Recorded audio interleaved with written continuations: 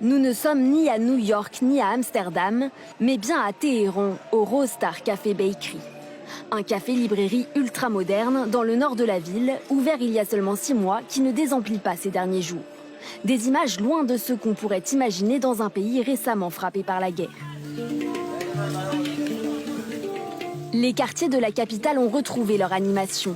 Les habitants sont de sortie, notamment la jeunesse branchée, mais aussi les classes moyennes qui se pressent dans les cafés. Avant, nous avions peut-être 10 ou 15 clients dans toute la journée. Mais une semaine avant le cessez-le-feu, les gens sont revenus et la vie normale a repris.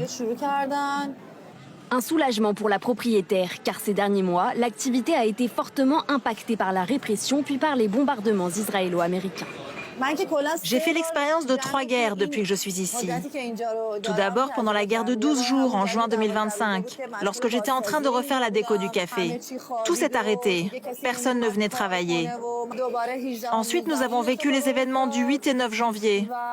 Et cette fois, le 28 février, avec le début de la guerre, nous avons dû fermer 3 jours. Et on a rouvert parce que le personnel voulait travailler. Après de longues semaines cloîtrés chez eux ou à fuir la ville, les habitants qui en ont les moyens profitent de ces retrouvailles devant un café. Une tendance en plein boom en Iran, où des milliers d'établissements ont ouvert ces dernières années. Les Iraniens réinvestissent l'espace public, et notamment les femmes, qui sont de plus en plus nombreuses à oser sortir tête nue, vêtues à l'occidental. Des choix vestimentaires encore impensables il y a quelques mois et que certaines assument volontiers face caméra. Pour mettre le voile de côté et pour arriver à ce que nous voulons, nous avons payé le prix fort. C'est un grand acquis que nous avons pu conquérir et nous allons défendre cette conquête avec nos griffes et nos dents et nous ne lâcherons pas. Le port du voile reste pourtant obligatoire pour les femmes sous la République islamique, qui avait réprimé en 2022 le mouvement de contestation après la mort de Mahsa Amini.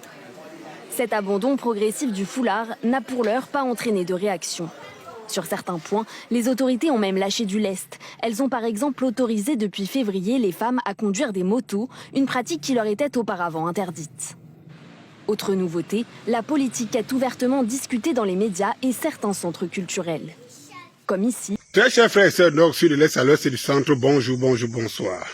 C'est bien beau d'aller en Iran, aller étudier la société iranienne, aller voir comment elle progresse et dire qu'elle s'habille à l'occidental.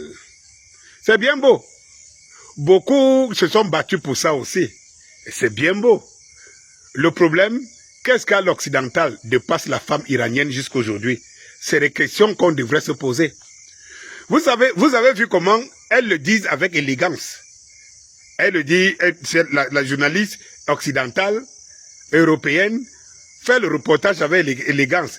Certaines femmes osent aujourd'hui s'afficher avec des tenues occidentales, à l'occidental. La femme occidentale est-elle un modèle dans le monde? À chacun de répondre à cette question. À chacun de répondre à cette question.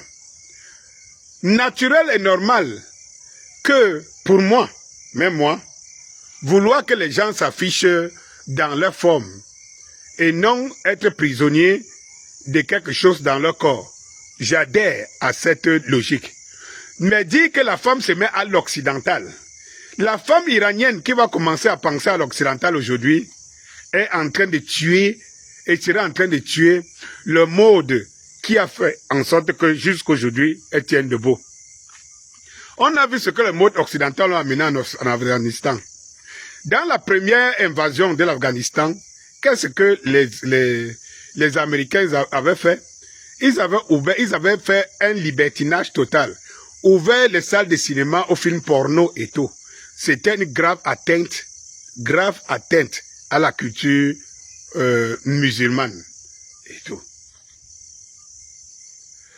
Si ces gens-ci passaient le temps à nous parler des problèmes de leur société qu'on rencontre aujourd'hui, vous savez qu'en Europe, aujourd'hui, il y a des femmes qui ont perdu les enfants. Et donc, on emprisonne parce qu'elles demandent, elles réclament qu'on leur remette leurs enfants. Et vous savez ce qu'on en fait jusqu'aujourd'hui. Vous voyez donc cette femme occidentale imbue de sa personne, insolente, se voit mesurer avec l'homme. Se mettre dans les 5 comme l'homme, c'est la femme occidentale là dont on va faire la promotion. Mais l'Iran reste un pays qui a toujours innové. mais innover dans la bonne chose, innover dans la bonne raison, innover dans le bon sens. Je reste encore scotché sur la nature de la femme iranienne, qui est la plus brillante, la plus savante, la plus scientifique, la plus instruite des femmes occidentales. Alors, dire que les femmes se mettent à l'occidental, certaines Iraniennes qui le souhaitent même, devraient en avoir honte. Parce que jusque-là, lorsqu'on voit la femme iranienne, dans les principes, elle dépasse de loin la femme occidentale.